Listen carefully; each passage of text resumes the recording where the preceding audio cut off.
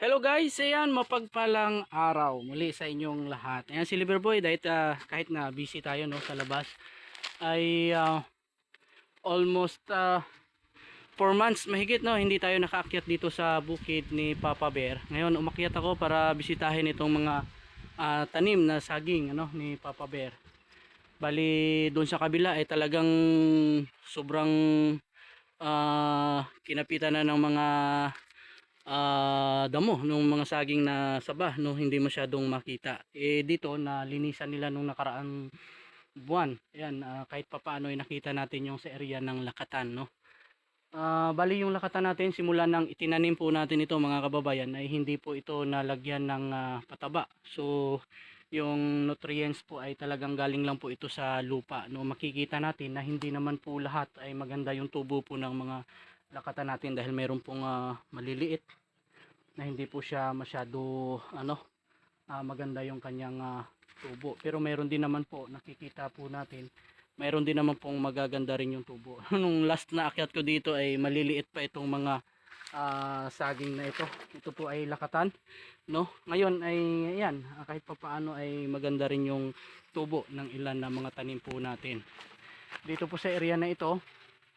Ayan po, alos makikita natin yung tubo po nila ay malalaki na din yung ibang lakatan po natin.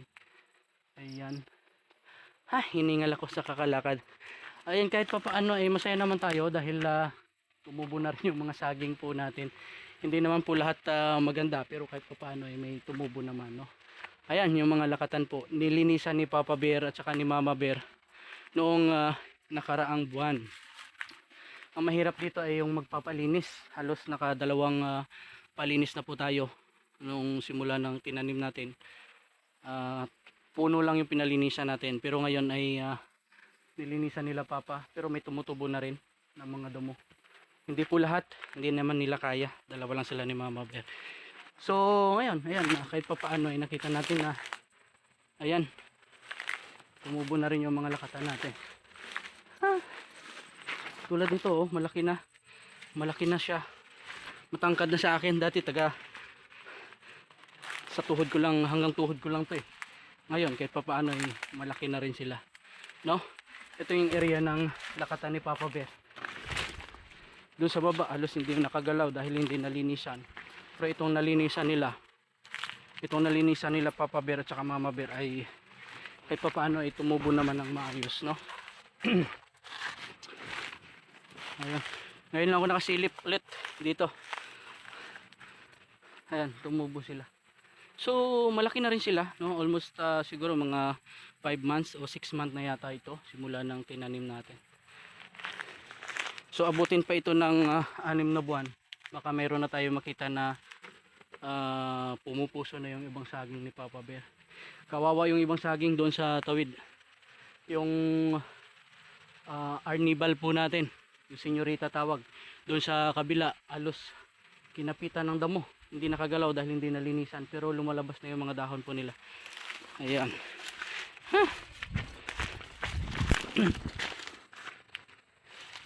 Ran, ito doon sa baba kawawa yung iba.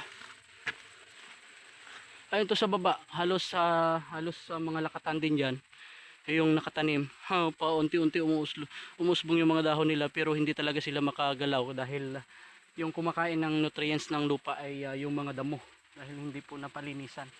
Kinakapos din si Loverboy mga kababayan, hindi natin kayang palinisan dahil pag nagpalinis tayo talagang malaki din naman yung kinakapital po natin sa tao. Hindi naman po mura no, yung pagbayad ng arawan ng mga tao po natin. Kaya yun, dahil sa kinakapos din tayo, hindi natin napalinisan. Yan, itong bukid na ito, yan may mga saba po yan. Yung mga saba po yan, hindi na masyado makita, hindi siya makagalaw masyado dahil sa napakarami po talagang mga tumubong halaman. Yan, pero pag napalinisan po yan, baka makita natin yung mga dahon ng saba. So ayan, kahit pa paano ay nakita ko yung tubo rin po ng mga lakatan ni Papa Bear hanggang po doon yung sa may kabila. Malaki na rin sila. Ayan, shout out po kay Papa Bear at saka kay Mama Bear. Ingat po kayo palagi para May papaano may naglilinis-linis ng mga saging dito. Ayan, muli ay sa lahat ng mga ka-farmers po natin, shoutout sa iyong lahat. Sige lang, tanim lang tayo ng tanim. Darating din yung oras, bubunga rin yung mga tanim natin. Ingat po kayo palagi, ano. Bye bye po.